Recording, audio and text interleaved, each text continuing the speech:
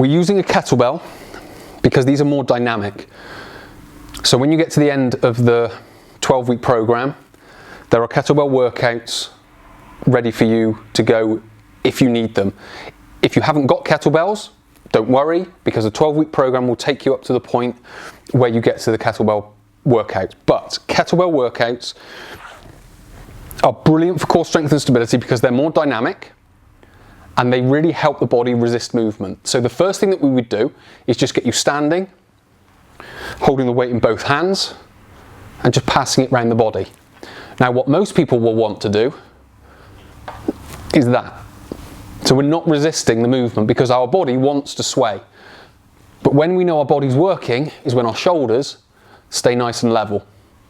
So this is our body now resisting movement. You'll obviously feel the arms working, but our torso and our core is resisting movement. And obviously then we would go the other way. To enhance that a little bit, because we won't be able to rock as much and we shorten the lever, we would come down on our knees. So this will just make it a little bit more intense. We won't be able to move as much. But again, that's another easy progression. So that's just very simple, go from standing to kneeling. So that's one progression. What we can then do is make it even more dynamic, move the kettlebell faster, and that again will develop the core strength and stability. But what it's also doing, because we're moving the weight around, it's moving the tension around the core as well. So when it's at the front's working. When it's here, the left is working. The back, the right, the front. We can also start at the back, make our front work a little bit harder by just taking it around the back, like so. I'm not stopping it with the other hand, I'm stopping it with the hand that's holding it, which has got to make this torso work that much harder, because what I don't want it to do is pull me in that direction. So that's another way of resisting the movement.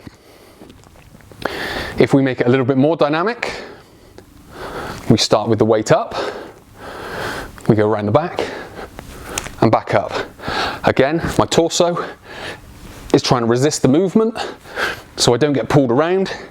So I use the momentum and then little pulses to be able to move the weight to where I want it to be. So if you're enjoying this content, hit the like button. Got any questions about kettlebells, stick it in the comments below. But kettlebells are more advanced because you are moving weight around, but you do need to build this foundation before you get there. Having that minimum standard, building up through arm raises, leg raises with the side plank. Then what we're able to do, because we've started to build a bit of upper body and lower body strength, we can start getting kettlebells in our hands and we can start moving them around, catching them up by our shoulders or just moving them around. But again, resisting movement here in very dynamic, because when it comes to sports and performance, that's what we're doing. We're not flopping around with the core. Our core becomes an energy transfer unit. It transfers energy from the hips to the arms, or lower body to upper body, or upper body to lower body. So it needs to go through rigidity for that, but it also needs that pulsing element to it.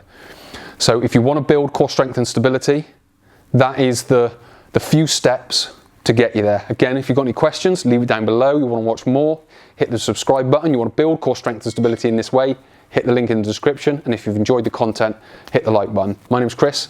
I'll speak to you in the next video.